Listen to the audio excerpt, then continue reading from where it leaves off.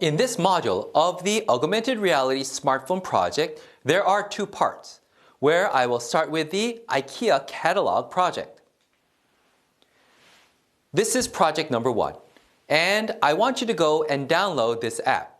If you're using an Android smartphone, you can use the Google Play Store, or if you're using an iPhone, you can use the Apple App Store.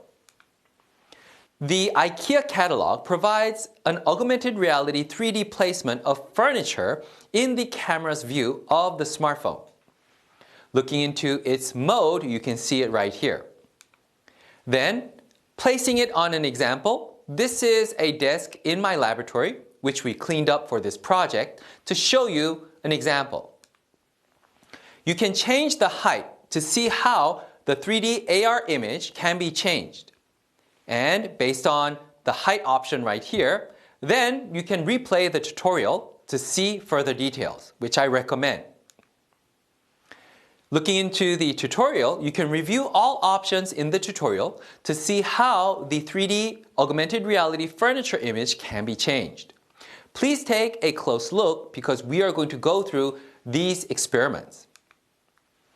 Now try the 3D augmented reality furniture image placement in your own office, home, or other areas. For each of the categories, try as many options as possible and see if there is an option that you cannot apply in terms of the space or some type of other restriction. For example, on the desk below, a 3D augmented reality black lamp was added. Using the options below, see where the loaded information of the selected furniture is added. In addition, also replace selected furniture with other larger furniture, and then see if the augmented reality system acknowledges the limitation based on the size of the furniture as well as the actual space of where it can be placed. Look through these options right here and use them. Check out the functions of these options over there. Then, for example, try and use the I button to load information of furniture. In addition, you can use the camera-like button to do the screenshot.